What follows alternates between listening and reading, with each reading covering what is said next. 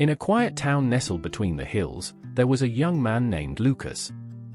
He grew up in a modest home, the kind of place where dreams felt distant and money was always tight. His parents worked long hours, but no matter how much they tried, it never seemed to be enough. Lucas often found himself dreaming of a different life, one where he didn't have to worry about bills, one where he could have everything he ever wanted. His ambitions were simple at first: better clothes, a faster car, and the freedom to do whatever he pleased.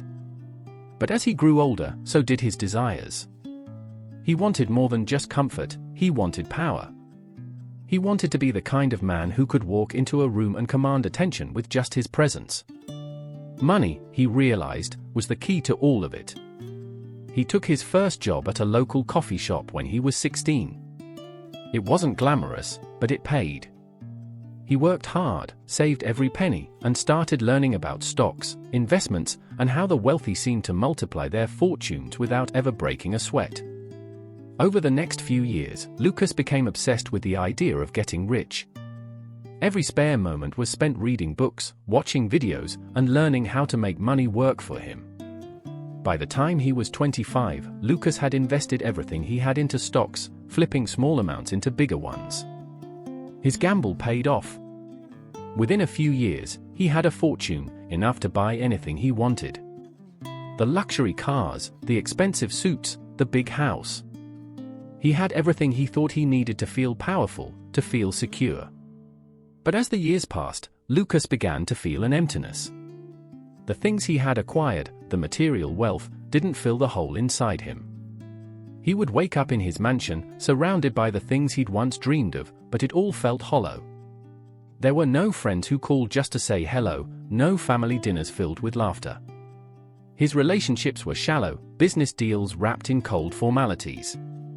One evening, as Lucas sat alone in his office overlooking the city, he stared at the piles of cash on his desk, the symbols of his success. He had everything he had ever dreamed of, but something was missing. A knock on the door interrupted his thoughts.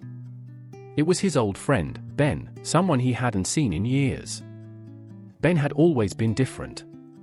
While Lucas had chased money, Ben had taken a different route, focusing on work that gave him purpose. Ben was a teacher now, and though he didn't have much money, he had a family, friends, and a life full of meaning. "How's life treating you?" Ben asked, taking a seat across from Lucas. Lucas smirked, leaning back in his chair. "You could say I've made it.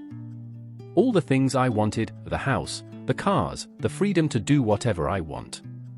But I don't know, Ben. I thought it would feel different."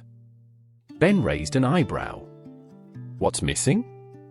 Lucas looked out the window, his fingers tapping nervously on the edge of his desk. "I don't know.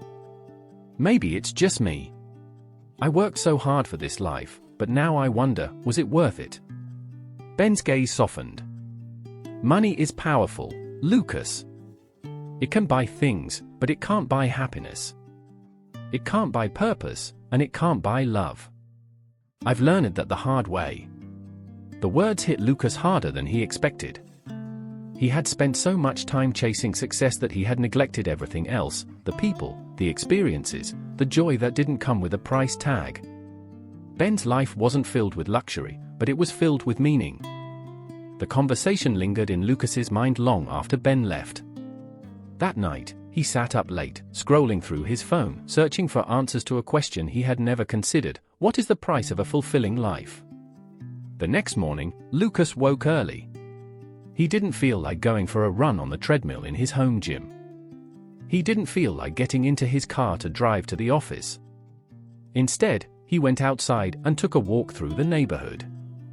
As he passed a local park, he saw children playing, couples walking hand in hand, and elderly people sitting on benches, sharing quiet conversations. For the first time in years, he noticed the beauty of it all, the simplicity of life. Over the next few months, Lucas made a change. He didn't give up his wealth, but he refocused his life. He spent more time with his family. He reconnected with old friends.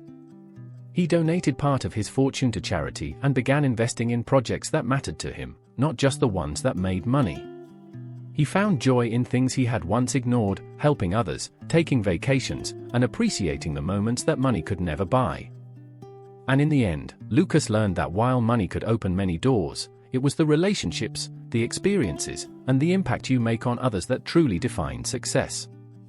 In the silence of that realization, Lucas found peace, something money could never purchase, but something far more valuable than any fortune.